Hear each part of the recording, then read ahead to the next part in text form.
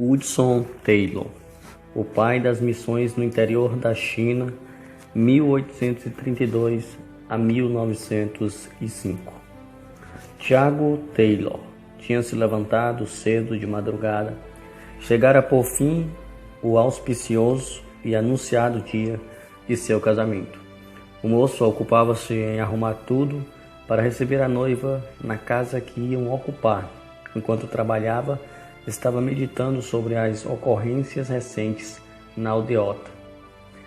Duas famílias, a dos Cooper e a dos Chan, converteram-se e convidaram John Wesley a pregar na feira. O velho discurso sobre a ira vindoura, de tal maneira que o povo desistiu da amarga perseguição, deixando o intrépido pregador hospedar-se na casa do Sr. Cha. Enquanto Tiago preparava a casa para a chegada da noiva, ouvia-se a voz da vizinha, a Sra. Cha, cantando.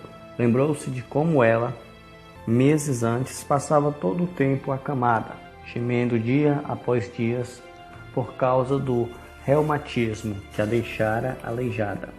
Mas quando confiou no Senhor, como disse, para a cura imediata, grande foi a transformação e indizível foi a surpresa do marido ao voltar a casa. A esposa não somente estava curada e de pé, mas estava varrendo a cozinha.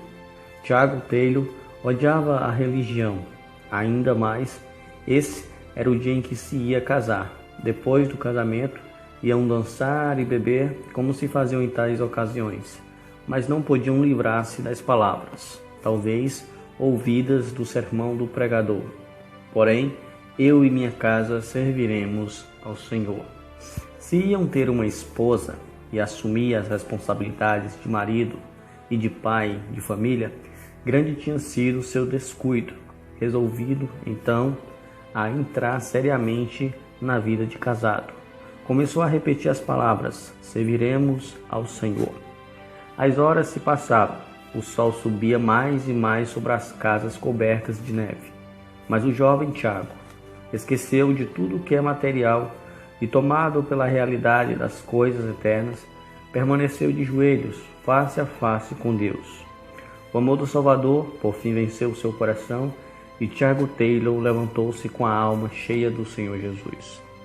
Podemos imaginar como os sinos dobraram, como a noiva e os convivas se impacientaram. Nesse dia, já havia passado a hora para o culto de casamento, quando o jovem despertou do enlevo com Deus e se levantou da oração. Depois de vestir-se, venceu rapidamente os 3 quilômetros até o vilarejo de Royston, sem perderem tempo em perguntar ao rapaz a razão de tanto atraso. Realizou-se o culto e Tiago e Elizabeth saíram da igreja casados. O jovem não vacilou, mas ao sair, contou tudo acerca da sua conversão ao ouvido de Bethel. Ao ouvir o que ele relatava, ela exclamou em tom de desespero: casei-me, então, com um desses metodistas? Não houve dança nesse dia. A voz e o violino do noivo foram usados para glorificar o mestre. Beth, apesar de saber em seu coração que Tiago tinha razão, continuou a resistir e a queixar-se dia após dia. Então, certo dia, quando se mostrava ainda mais contrariada, o robusto Tiago levantou-se nos braços e a levou para o quarto, onde se ajoelhou ao seu lado, derramando a sua alma em oração por ela. Comovida pela profundeza da mágoa e cuidado que Tiago sentia por sua alma, ela começou a sentir também seu pecado e no dia seguinte, de joelhos ao lado do marido, Elizabeth Taylor clamou a Deus, renunciando à vaidade do mundo e entregando-se a Cristo. É assim com os bisavós que começa a verdadeira biografia do herói da fé, Hudson Taylor. Os avós e os pais da mesma ordem criaram seus filhos no mesmo temor de Deus. Um memorável dia, antes do nascimento de Hudson, o primogênito da família, o pai procurou a sua esposa para conversar sobre uma passagem das Escrituras que o impressionava profundamente. Na sua Bíblia, leu para ela uma parte dos capítulos 13 de Êxodo e 3 de Números. Santificai-me todo primogênito. Todo primogênito meu é, meus serão. Apartarás para o Senhor. Os dois conversaram muito tempo sobre o gozo que esperavam ter. Então, de joelhos, entregaram seu primogênito ao Senhor, pedindo que desde já ele o separasse para a sua obra. Tiago Taylor, o pai de Hudson, não somente orava fervorosamente por seus 5 filhos, mas ensinou-os a pedirem detalhadamente a Deus todas as coisas. Ajoelhados diariamente ao lado da cama, o pai colocava o braço ao redor de cada um enquanto orava insistentemente por eles. Desejava que cada membro da família passasse também ao menos meia hora todos os dias perante Deus, renovando a alma por meio de oração e estudo das Escrituras. A porta fechada do quarto da sua mãe, diariamente ao meio-dia, apesar das suas constantes e inumeráveis obrigações, tinha também grande influência sobre todos, pois sabiam que ela assim se prostrava perante Deus para renovar suas forças e para que o próximo se sentisse atraído ao amigo invisível que habitava nela. Não é de admirar, portanto, que ao crescer, Hudson se consagrasse inteiramente a Deus. O grande segredo do seu incrível êxito é que em tudo o que carecia, no sentido espiritual ou material, recorria a Deus e recebia dos tesouros infinitos. Contudo, não devemos julgar que a mocidade de Hudson Taylor fosse incerta de grandes lutas, como acontece com muitos. O moço chegou à idade de 17 anos sem reconhecer Cristo como seu Salvador. Acerca disso, ele escreveu mais tarde: "Pode ser coisa estranha, mas sou grato pelo tempo que passei no ceticismo. O absurdo de crentes que professam crer na Bíblia, enquanto se comportam justamente como se não existisse tal livro, era um dos maiores argumentos dos meus companheiros céticos. Frequentemente, afirmava que se eu aceitasse a Bíblia, ao menos faria de tudo para seguir o que ela ensina, e num caso de achar que tal coisa não era prática, lançaria tudo fora. Foi essa a minha resolução quando o Senhor me salvou. Acho que desde então realmente provei a palavra de Deus. Certamente nunca me arrependi de confiar nas suas promessas ou de seguir a sua direção." Quero relatar então como Deus respondeu às orações da minha mãe e da minha querida irmã por minha conversão. Certo dia, para mim inesquecível, para me divertir, escolhi um tratado na biblioteca de meu pai. Pensei em ler o começo da história e não a ler a exortação do fim. Eu não sabia o que acontecia ao mesmo tempo no coração da minha querida mãe, que estava a mais de 100 quilômetros de casa. Ela levanta-se da mesa, anelando a salvação de seu filho. Estando longe da família e livre da lida doméstica, entrou no seu quarto, resolvida a não sair antes de receber a resposta às suas orações. Orou hora após hora, até que por fim só podia louvar a Deus. O Espírito Santo revelou-lhe que o filho por quem orava já se havia convertido. Eu, como já mencionei, fui dirigido ao mesmo tempo. Ao ler o tratado, fui atraído pelas palavras, a obra consumada. Perguntei-me a mim mesmo, por que o escritor não escreveu a obra propiciatória? Qual é a obra consumada? Então vi que a propiciação de Cristo era plena e perfeita. Toda a dívida de nossos pecados ficou paga e não restava coisa alguma que eu fizesse. Então raiou em mim a gloriosa convicção. Fui iluminado pelo Espírito Santo para reconhecer que eu somente precisava de prostrar-me e, aceitando o Salvador e a sua salvação, louvá-los para todo sempre. Assim, enquanto a minha querida mãe, no seu quarto de joelho, estava louvando a Deus, eu também louvava a Deus na biblioteca de meu pai, onde entrara para ler um livrinho. Foi assim que Hudson Taylor aceitou para a sua própria vida a obra propiciatória de Cristo, um ato que transformou todo o resto da sua vida.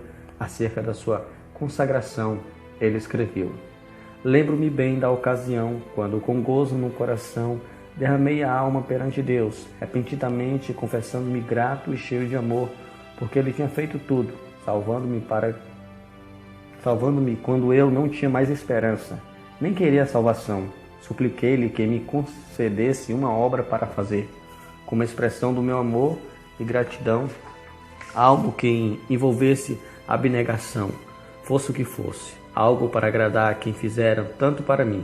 Lembro-me de como, sem reserva, consagrei tudo, colocando a minha própria pessoa, a minha vida, os amigos, tudo sobre o altar. com certeza de que a oferta fora aceita. A presença de Deus se tornou verdadeiramente real e preciosa.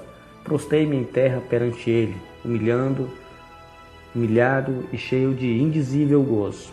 Para que serviço for aceito, eu não sabia, mas fui possuído de uma certeza tão profunda de não pertencer mais a mim mesmo, que esse entendimento depois dominou toda a minha vida.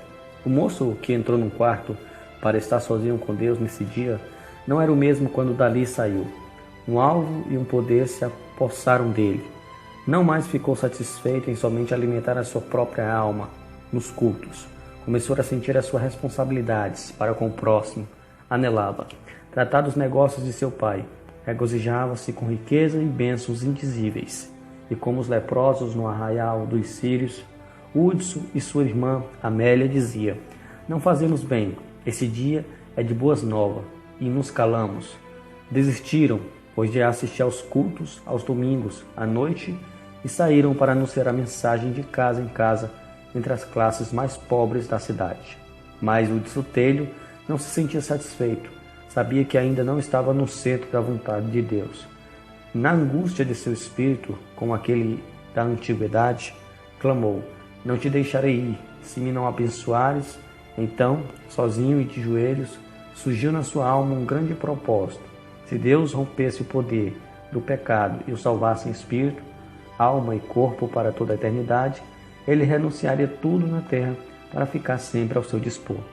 Acerca desta experiência, foi ele mesmo que se expressou: nunca me esquecerei do que senti então. Não há palavras para descrever. Senti-me na presença de Deus, entrando numa aliança com o Todo-Poderoso. Pareceu-me que ouvi anunciadas as palavras: tua oração é ouvida, todas as condições são aceitas. Desde então, nunca duvidei da convicção de que Deus me chamava a trabalhar na China. A chamada de Deus, apesar de Hudson Taylor quase nunca mencionar, ardia como um fogo dentro do seu coração. Copiamos a seguir o seguinte trecho de uma das cartas enviadas à sua irmã. Imagina, centenas de milhões de almas sem Deus, sem esperança na China. Parece incrível. Milhões de pessoas morrem dentro de um ano sem qualquer conforto do Evangelho. Quase ninguém liga importância à China, onde habita cerca de quarta parte da raça humana. Ora, por mim, querida Amélia, pedindo ao Senhor que me dê mais da mente de Cristo, eu oro no armazém, na estriparia, em qualquer canto onde eu posso estar sozinho com Deus. E Ele me concede tempos gloriosos. Não é justo esperar que a noiva de Hudson vá comigo para morrer no estrangeiro. Sinto profundamente deixá-la, mas meu Pai sabe qual é a melhor coisa e não me negará coisa alguma que seja boa. A falta de espaço não permite relatarmos aqui o heroísmo da fé que o jovem mostrou, suportando os sacrifícios e as privações necessárias para cursar a escola de medicina e de cirurgia para melhor servir o povo na China. Antes de embarcar, escreveu estas palavras à sua mãe: anelo estar aí uma vez mais e sei que a senhora quer ver-me, mas acho melhor não nos abraçarmos um ao outro mais. Por isso, seria encontrarmos para logo nos separarmos para todo sempre. Contudo, a sua mãe foi ao porto de onde o navio se ia fazer a vela. Alguns anos depois, ele assim registrou a partida. A minha querida mãe, que agora está com Cristo, veio a Liverpool para despedir-se de mim. Nunca me esquecerei de como ela entrou comigo num camarote em que eu ia morar quase 6 longos meses com o carinho de mãe. Endireitou os cobertores da pequena cama, assentou-se ao meu lado e cantamos um último hino antes de nos separarmos um do outro. Ajoelhamos-nos e ela orou. Foi a última oração de minha mãe antes de eu partir para a China. Ouviu-se então o sinal para que todos os que não eram passageiros saíssem do navio. Despedimos-nos um do outro, sem a esperança de nos encontrarmos outra vez.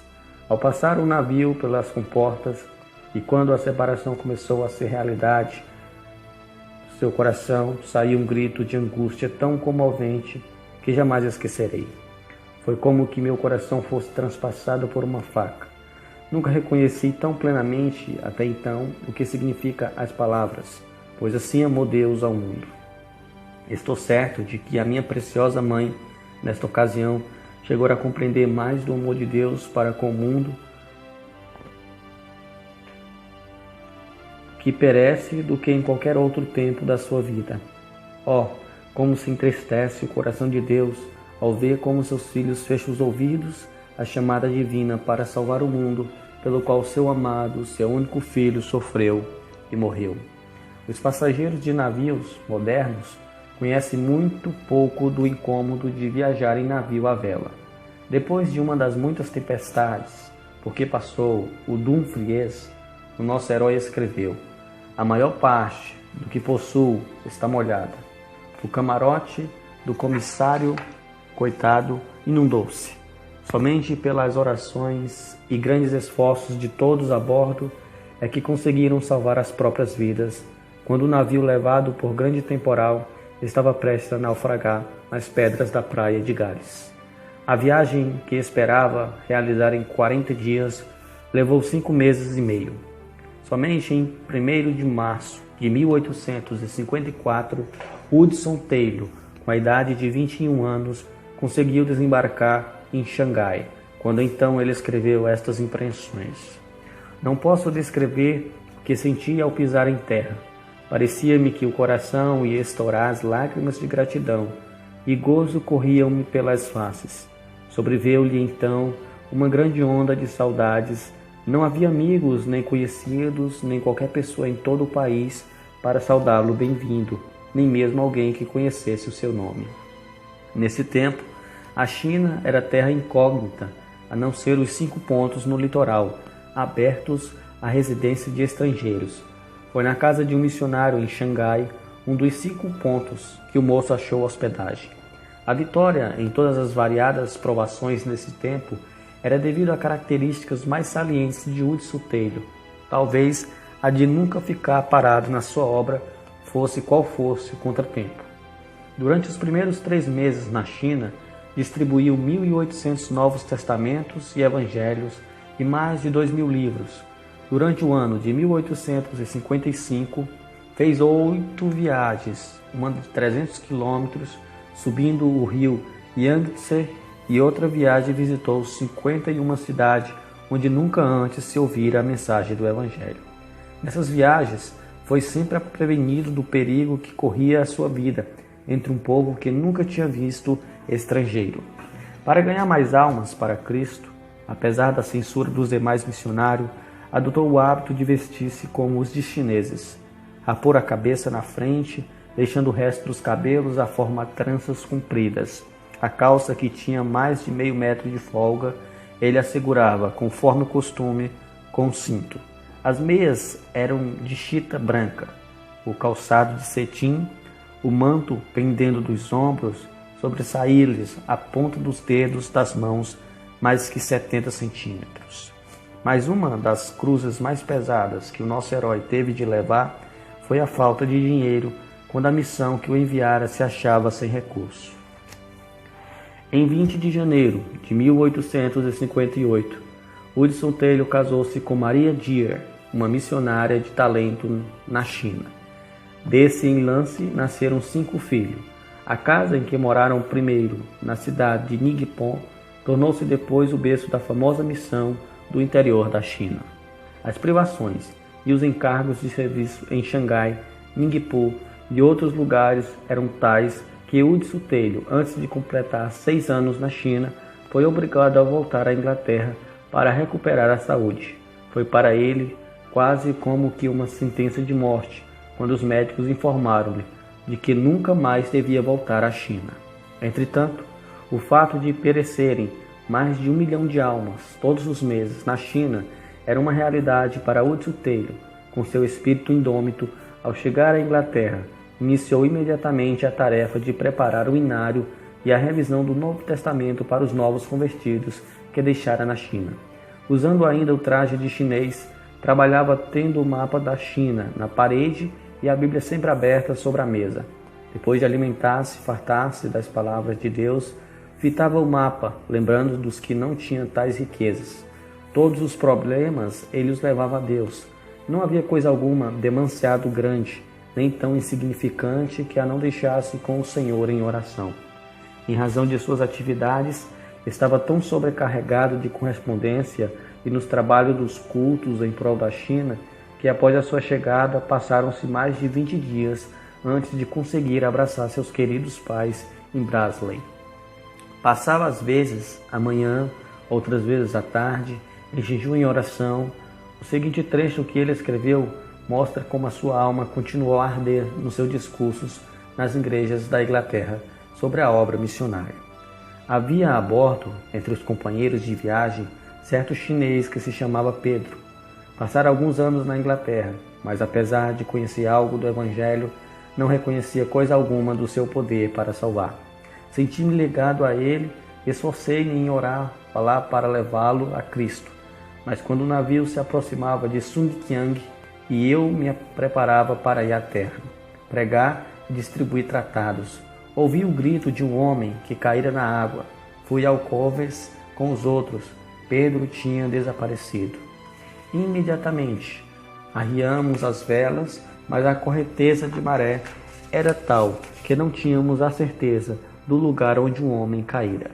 Vi alguns pescadores próximos que usavam uma rede varredora. Angustiado, clamei: venham passar a rede aqui, pois um homem está morrendo afogado. Lembre, foi a resposta inesperada, isto é, não é conveniente. Não falem se é ou não conveniente. Venham depressa antes que o homem pereça. Estamos pescando, eu sei, mas venham imediatamente e pagarei bem. Quanto nos quer dar? $5. Mas não fiquem conversando, salvem o homem, sem demora. $5 não basta, responderam eles. Não o faremos por menos de $30. Mas não tenho tanto, darei tudo o que eu tenho. Quanto tem o Senhor? Não sei, porém não é mais do que $14. Então os pescadores vieram, passaram a rede no lugar indicado. Logo a primeira vez apanharam o corpo do homem, mas todos os seus esforços para restaurar-lhes a respiração foram inúteis. Uma vida fora sacrificada pela indiferença dos que podiam salvá-la, quase sem esforços. Ao ouvirem contar esta história, uma onda de indignação passou por todo o grande auditório. Haveria em todo o mundo um povo tão endurecido e interesseiro como esse? Mas ao continuar o seu discurso, a convicção feriu ainda mais o coração dos ouvintes. O corpo então tem mais valor que a alma? Censuramos esses pescadores, dizendo que foram culpados da morte de Pedro, porque era coisa fácil salvá-los. Mas que acontece com os milhões que estamos deixando perecer para toda a eternidade? Que diremos acerca da ordem implícita? Ide por todo o mundo pregai o Evangelho a toda criatura? Deus nos diz também: livros que estão destinados à morte, e os que são levados para a matança, se os puderes retirar. Se disseres: eis que não sabemos, porventura aquele que pudera, os corações não considerará? E aquele que atenta a tua alma não o saberá? Não pagará ele ao homem conforme a sua obra? Credes que cada pessoa entre esses milhões da China tem uma alma imortal e que não há outro nome debaixo do céu dado entre os homens a não ser o precioso nome de Jesus, pelo qual devamos ser salvos? Credes que Ele só é o caminho, a verdade e a vida, e que ninguém vai ao Pai senão por Ele. Se assim o credes, examinai-vos a vós mesmo, para que vês se estáis fazendo todo o possível para levar seu nome a todos. Ninguém deve dizer que não é chamado para ir à China. Ao enfrentar tais fatos, todas as pessoas precisam saber se tem uma chamada para ficarem em casa. Amigo, se não tem certeza de uma chamada para continuar onde estás, como pode desobedecer a clara ordem do Salvador para ir?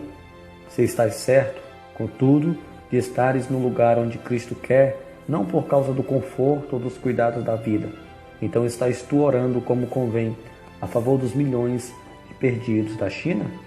Estás tu usando os teus recursos para a salvação deles? Certo dia, não muito depois de haver regressado à Inglaterra, Hudson Taylor, Ao completar as estatísticas, veio a saber que o número de missionários evangélicos na China diminuíra em vez de aumentar.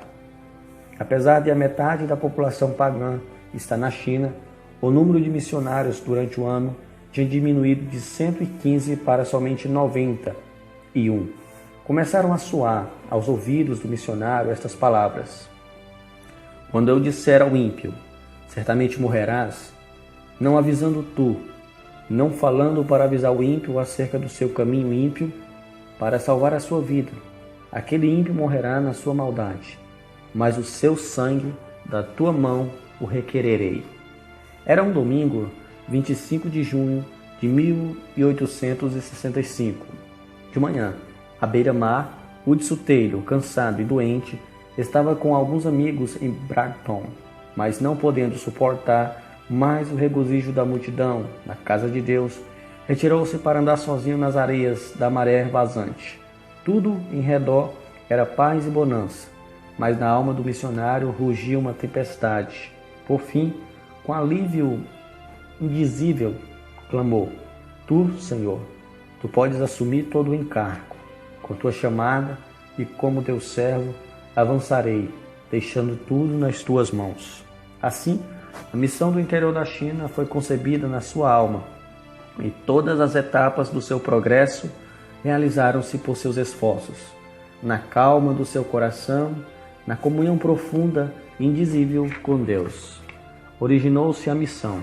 Com o lápis na mão, abriu a Bíblia, enquanto as ondas do vasto mar batiam aos seus pés, escreveu as simples, mais memoráveis palavras: Orei em Brighton, pedindo 24 trabalhadores competentes e dispostos, em 25 de junho de 1865.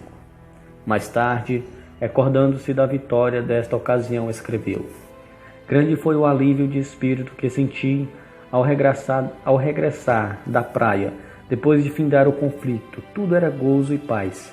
Parecia-me que faltava muito pouco para voar até a casa do Sr. Pierce. Na noite desse dia, dormi profundamente. A querida esposa achou que a visita a Brighton serviu para renovar-me maravilhosamente. Era verdade. O vitorioso missionário, juntamente com a família e os 24 chamados por Deus, embarcaram em Londres, no Lame Muir, para a China, em 26 de setembro de 1865. O anelante alvo de todos era o de erguer a bandeira de Cristo nas 11 províncias ainda não ocupadas da China. Alguns dos amigos os animaram, mas outros disseram: todo mundo ficará esquecido dos irmãos. Sem uma junta aqui na Inglaterra, ninguém se importará com a obra por muito tempo. Promessas são fáceis de fazer hoje em dia. Dentro de pouco tempo, não terão o pão cotidiano. A viagem levou mais que 4 meses. Acerca de uma das tempestades, um dos missionários escreveu: durante todo o temporal, o Sr. Taylor se comportou com a maior calma. Por fim, os marinheiros recusaram-se a trabalhar. O comandante aconselhou todos a bordo a amarrarem os cintos de salvação, dizendo que o navio não resistiria à força das ondas mais que 2 horas. Nessa altura, o comandante avançou na direção dos marinheiros com o revólver na mão. O Sr. Taylor, então, aproximando-se dele, e pediu-lhes que não obrigasse desta forma os marinheiros a trabalhar. O missionário dirigiu-se também aos homens e explicou-lhes que Deus ia salvá-los, mas que eram necessários os maiores esforços de todas as pessoas a bordo. Acrescentou que tanto ele como todos os passageiros estavam prontos a ajudá-los. E como era evidente, as vidas deles também corriam perigo. Os homens, convencidos por esses argumentos, começaram a tirar os destroços, ajudados por todos nós.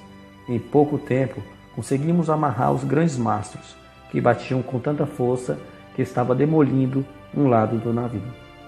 Foram horas de grande regozijo quando o Lame Muir, por fim, aportou com todos são a bordo em Xangai.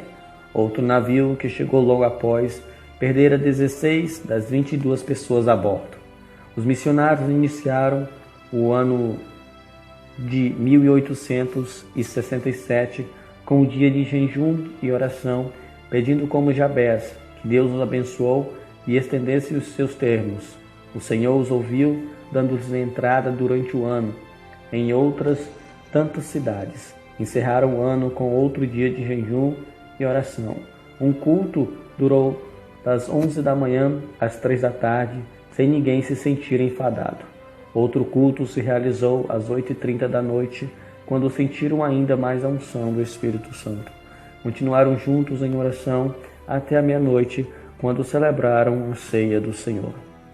No início de 1867, o Senhor chamou Graça Taylor, filha de Hudson Taylor, para o lar eterno. Quando ela completava 8 anos de idade, no ano seguinte, a senhora Taylor e o filho Noel faleceram de cólera. Foi assim que se expressou o pai e marido. Ao amanhecer o dia, apareceu a luz do sol, o que foram ocultado pela luz de vela. A cor característica da morte no rosto da minha esposa, o meu amor não podia ignorar por mais, não somente o seu estado grave, mas que realmente ela estava morrendo. Ao conseguir acalmar o meu espírito, eu lhe disse: sabeis, querida, que estás morrendo. Morrendo? Achas que sim? Por que pensa tal coisa? Posso ver que sim, querida. As tuas forças estão se acabando. Será mesmo? Não sinto qualquer dor, apenas cansaço. Sim, estás saindo para a casa paterna. Brevemente estarás com Jesus. Minha preciosa esposa, lembrando-se de mim, de como eu devia ficar sozinho em um tempo de tão grandes lutas, privado da companheira com a qual tinha o costume de levar tudo ao trono da graça, disse: sinto muito.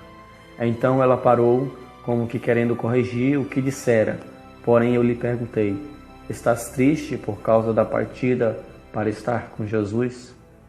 Nunca me esquecerei de como ela olhou para mim e respondeu: oh, não. Bem sabeis, querido, que durante mais de 10 anos não houve sombra alguma entre mim e meu Salvador. Não estou triste por causa da partida para estar com Ele, mas me entristeço porque terás de ficar sozinho nessas lutas. Contudo, Ele estará contigo e suprirá tudo o que é mister. Nunca presenciei uma cena tão comovente, escreveu o Sr. Duncan.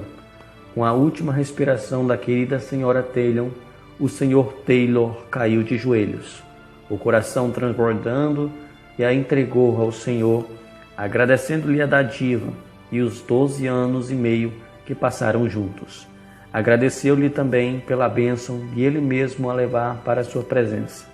Então, solenemente dedicou-se a si mesmo novamente ao serviço do Mestre.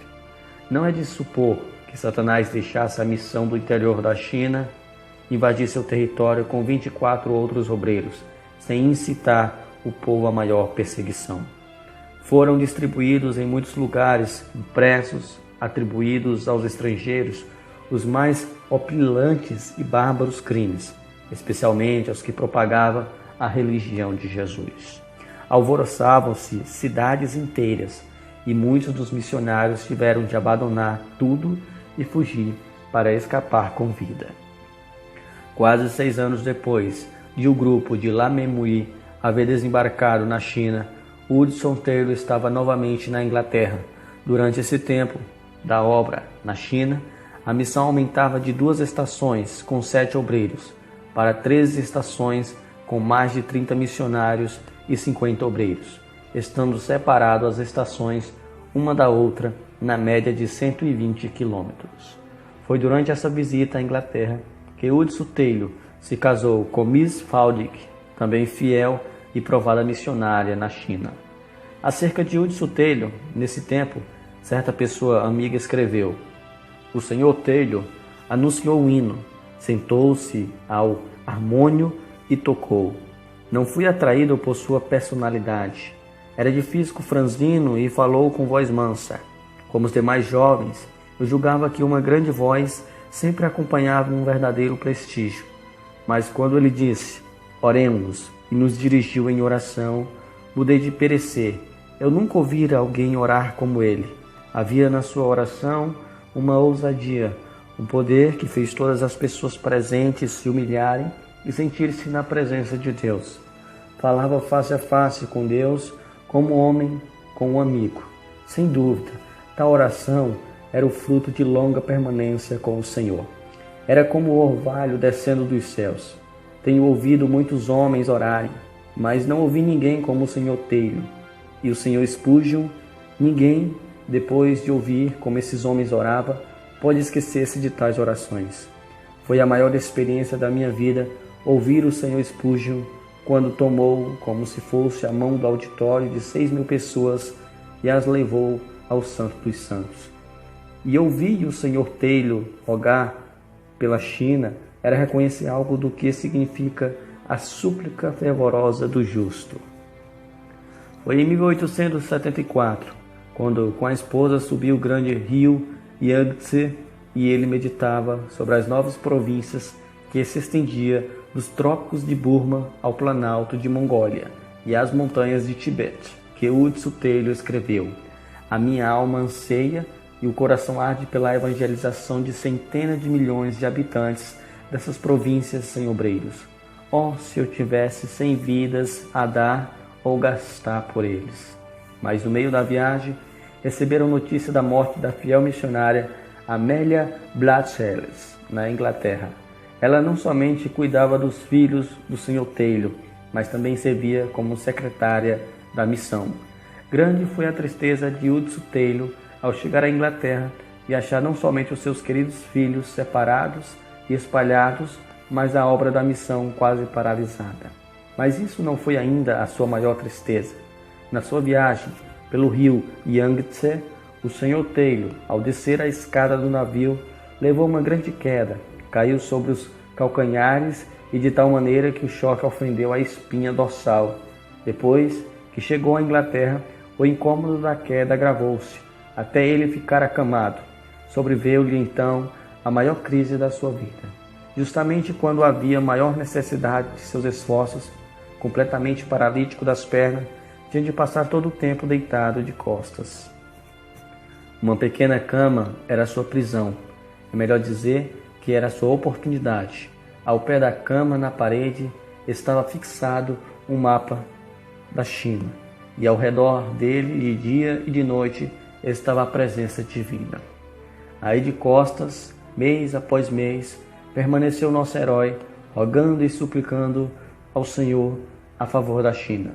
Foi-lhe concedido a fé para pedir que Deus enviasse 18 missionários, em resposta aos seus apelos para a oração, escritos como a maior dificuldade, publicados no jornal. 60 moços responderam de uma vez. Dentre eles, 24 foram escolhidos. Ali, ao lado do leito, ele iniciou aulas para os futuros missionários e ensinou-lhe as primeiras lições da língua chinesa, e o Senhor os enviou para a China. Lê-se o seguinte, acerca de como o missionário, inutilizado em corpo nesse tempo, ficou bom.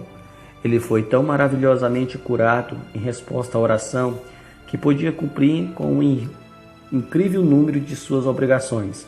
Passou quase todo o tempo das férias com seu filho em Guernsey, escrevendo durante os 15 dias que passou ali. Apesar de desejar compartilhar da delícia da linda praia com seus filhos, saiu com eles apenas uma vez, mas as cartas que enviou para a China e outros lugares valiam mais do que ouro. Certo missionário assim escreveu acerca de uma visita que ele fez na China: "Nunca me esquecerei do gozo e da amável maneira com que me saudou. Conduziu-me logo para o escritório da missão do interior da China. Devo dizer que foi para mim uma surpresa, ou choque, ou ambas as coisas. Os móveis eram caixotes. Uma mesa estava coberta de inúmeros papéis e cartas. Ao lado do lumer havia uma carta bem arrumada, tendo um pedaço de tapete a servir de cobertor. Nesta cama, o Sr. Taylor descansava de dia e de noite. O Sr. Taylor, sem qualquer palavra de desculpa, deitou-se na cama e travamos a palestra mais preciosa da minha vida. Toda a ideia que eu tinha das qualificações para ser um grande homem foi completamente mudada. Não havia nele coisa alguma do espírito de superioridade. Vi nele o ideal de Cristo, da verdadeira grandeza, tão evidente que permanece ainda no meu coração.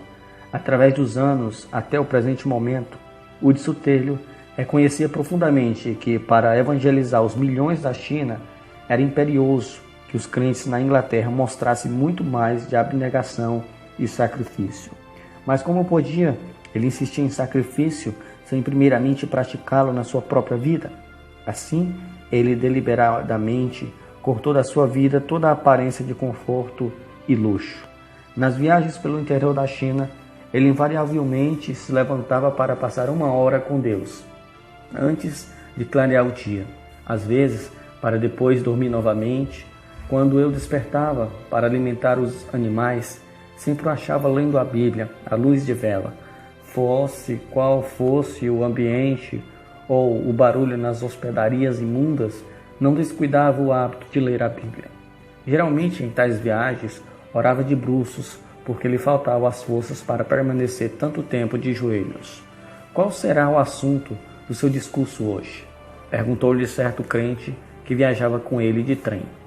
Não tenho certeza, ainda não tive tempo de resolver, respondeu-lhe Hudson Taylor. Não teve tempo? Exclamou o homem. Ora, que faz o senhor a não ser descansar depois de assentar-se aí? Não conheço o que seja descansar, foi a resposta calma que ele deu. Depois de embarcarmos em Edimburgo, passei todo o tempo orando e levando todos os nomes dos membros da missão do interior da China e os problemas de cada um ao Senhor.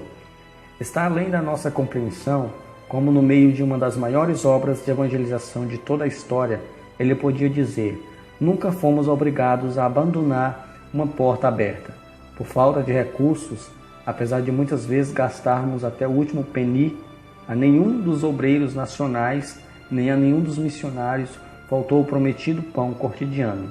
Os tempos de provações são sempre tempos abençoados e o que é necessário nunca chega demasiadamente tarde.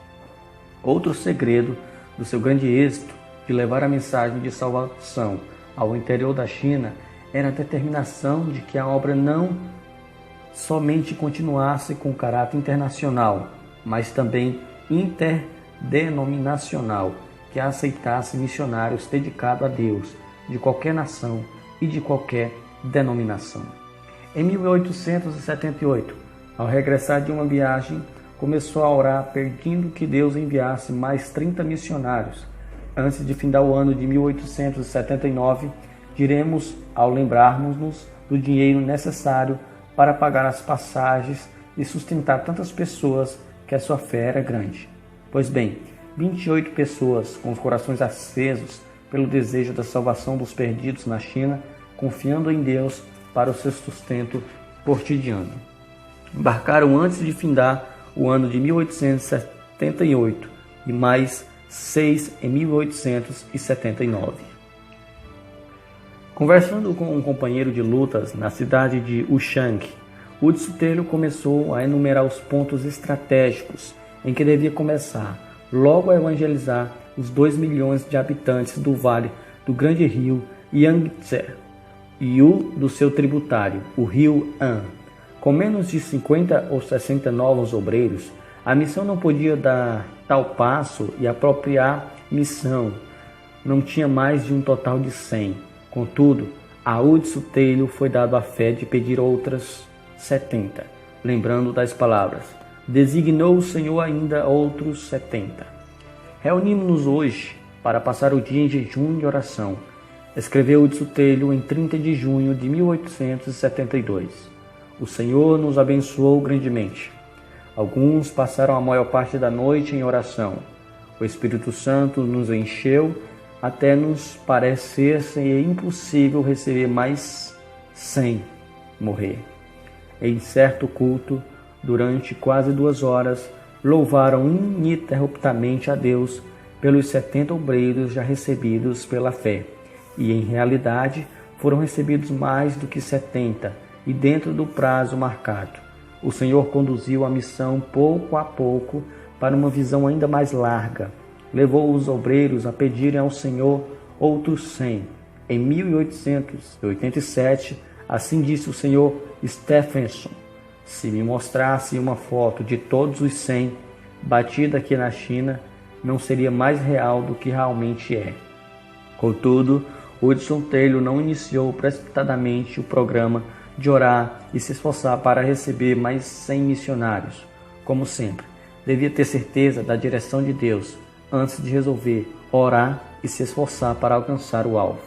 6 vezes mais do que o número que pediram se ofereceram para ir, mas a missão rejeitou fielmente a todos que não concordaram com os princípios declarados desde o início. Assim, exatamente o número pedido embarcou para a China. Não foram 101, nem 99, mas exatamente 100. Depois da visita de Hudson Taylor ao Canadá, aos Estados Unidos e à Suécia em 1888 e 1889, a missão do interior da China gozou de um dos maiores impulsos para avançar em todos os anais da história de missões. Assim escreveu depois o nosso missionário acerca do que lhe pesava grandemente no coração durante toda a sua visita à Suécia. Confesso-me envergonhado de que até essa ocasião nunca tinha meditado sobre o que o Mestre realmente queria dizer ao mandar pregar o Evangelho a toda a criatura. Esforçar-me-ei durante muitos anos, como muitos outros servos de Deus, para levar o Evangelho aos lugares mais distantes. Planejei alcançar todas as províncias e muitos dos distritos menores da China, sem compreender o sentido evidente das palavras do Salvador. A toda criatura, o número total de comunicantes entre os crentes da China não excedia 40 mil. Se houvesse outros tantos de aderentes, ou mesmo 3 vezes mais, e se cada um levasse a mensagem a 8 de seus patrícios, mesmo assim não alcançaria mais de 1 milhão a toda criatura. As palavras abraçavam-lhes o íntimo da alma, mas como a igreja e eu mesmo falhávamos em aceitá-las justamente como Cristo queria. Isso eu percebi então. Para mim havia apenas uma saída, a de obedecer. Qual será a nossa atitude para com o Senhor Jesus Cristo quanto a esta ordem? Suprimiremos o título penhor que lhe foi dado para reconhecê-lo apenas como nosso Salvador? Aceitaremos o fato de ele tirar a penalidade do pecado e recusaremos a confessarmos comprados por bom preço e que ele tem o direito de esperar nossa obediência implícita? Diremos que somos os nossos próprios senhores, pronto a conceder-lhes apenas o que lhe é devido, a ele que comprou-nos com seu próprio sangue, com a condição de ele não pedir demasiado? As nossas vidas, os nossos queridos, as nossas possessões são somente nossas, não são dele? Daremos o que acharmos conveniente e obedeceremos a sua vontade somente se ele não nos pedir demasiado sacrifício? Estamos prontos a deixar Jesus Cristo nos levar aos céus, mas não queremos que esse homem reine sobre nós? O coração de todos os filhos de Deus rejeitará certamente uma afirmação assim formulada. Mas não é verdade que inumeráveis crentes em todas as gerações se comportavam tal como se isso fosse a base própria para suas vidas? São poucas as pessoas entre o povo de Deus que reconhecem a verdade de que Cristo é o Senhor de tudo, ou então não é o Senhor de coisa alguma. Se somos nós que julgamos a palavra de Deus e não a palavra que nos julga, se concedêssemos a Deus somente o quanto quisermos, então somos nós mesmos os senhores e Ele o nosso devedor. E, consequentemente, Ele deve ser grato pela esmola que lhe concedemos, deve sentir-se obrigado por nossas concordâncias aos seus desejos. Se, ao contrário, Ele é o Senhor, então tratemo-nos como Senhor. E por que me chamais Senhor, Senhor, e não fazeis o que eu digo? Foi assim que Hudson Taylor, sem esperar, alcançou a mais larga visão da sua vida, a visão que dominou a última década de seu serviço. Com os cabelos já grisalhos, após 57 anos de experiência, enfrentou um novo sentido de responsabilidades com a mesma fé e confiança que o caracterizava quando era mais novo. Sua alma ardia ao meditar nos alvos antigos, ficou ainda mais firme ao executar a visão de outrora. Foi assim que sentiu a direção de unificar todos os grupos evangélicos que trabalhavam na evangelização da China, para orarem e se esforçarem para aumentar o número de missionários, enviando-se à China outro 1000. Dentro de 5 anos, o número exato enviado à China durante esse prazo foi de 1153. Não é, pois, de admitir que as forças físicas de Hudson Taylor começassem a faltar, não tanto tempo pelas privações e cansaço das viagens contínuas, nem pelos esforços incansáveis em escrever e pregar, nem pelo peso das grandes e inúmeras responsabilidades de dirigir a missão do interior da China. Os que o conheciam intimamente sabiam que era um homem gasto de tanto amar. A gloriosa colheita de almas na China aumentava cada vez mais, mas a situação política do país piorava dia após dia, até culminar na carnificina dos Boxers, no ano de 1900, quando centenas de crentes foram mortos. Somente da China Inland Mission pereceram 58 missionários e 21 de seus filhos. Hudson Taylor, com a sua esposa, estava novamente na Inglaterra quando começaram a chegar telegrama após telegrama, avisando dos horripilantes acontecimentos na China. Aquele coração que tanto amava a cada missionário quase cessou de pulsar. Acerca deste acontecimento assim se manifestou: não sei ler, não sei pensar, nem mesmo sem orar, mas sei confiar. Certo dia, alguns meses depois, Hudson Taylor, com o coração transbordante e as lágrimas correndo-lhe pelas faces, estava contando o que lera em uma carta que acabara de receber de 2 missionárias, escrita um dia antes de elas morrerem nas mãos dos Boxers. Eis o que ele diz: o gozo de sair de tal motim de pessoas enfurecidas para estar na sua presença, para ver o seu sorriso. Quando puder continuar, acrescentou: elas agora não estão arrependidas. Tem a imperecível coroa, andar com Cristo em vestes brancas, porque são dignas. Falando acerca de seu grande desejo de ir a Xangai para estar ao lado dos refugiados, ele disse: não sei se poderia ajudá-los, mas sei que me amam. Se pudessem chegar-se a mim nas tristezas para chorarmos juntos, ao menos poderiam ter um pouco de conforto. Mas ao lembrar-se de que tal viagem lhe era impossível por causa da saúde, a sua tristeza parecia maior do que poderia suportar. Apesar de sentir profundamente a sua incapacidade para trabalhar como de costume, achou grande conforto em estar com a sua esposa, a qual tanto amava, em dar o tempo em que devia passar longos meses, anos separados um do outro, nas lutas em tantos lugares. Foi em 30 de julho de 1904 que sua esposa faleceu. Não sinto nada de dor, dizia ela, apesar da ânsia em respirar. Então, de madrugada, percebendo a angústia de espírito do seu marido, pediu-lhes que orasse, rogando ao Senhor que a levasse logo. Foi a oração mais difícil da vida de Hudson Taylor, mas por amor dela, ele orou pedindo a Deus que libertasse o espírito de sua esposa. Logo que orou, dentro de 5 minutos cessou a ânsia e não muito depois ela adormeceu em Cristo. A desolação de espírito de Hudson Taylor sentiu depois da partida da sua fiel companheira era indescritível. Todavia, achou indizível paz nesta promessa: a minha graça te basta. Começou a recuperar as forças físicas e na primavera fez a sua 7ª viagem aos Estados Unidos. Daí fez a última viagem à China, desembarcando em Xangai em 17 de abril de 1905. O valente líder da missão, depois de tão prolongada ausência, foi recebido em todos os lugares com grandes manifestações de amor e estima da parte dos missionários e crentes, especialmente dos que escaparam dos intraduzíveis espetáculos da insurreição dos Boxers. Em Xinjiang, o veterano missionário visitou o cemitério onde estão gravados os nomes de 4 filhos e o da esposa. As recordações eram motivo de grande gozo, isto é, o dia da grande reunião se aproximava.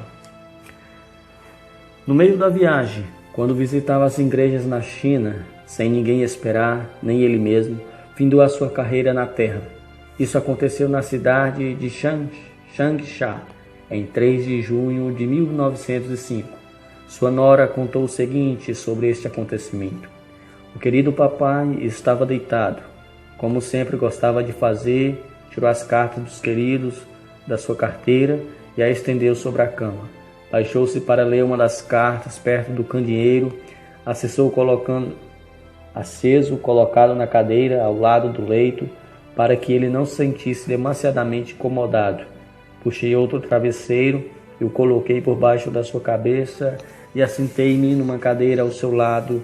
Mencionei as fotografias da revista Missionary Review, que estava aberta sobre a cama.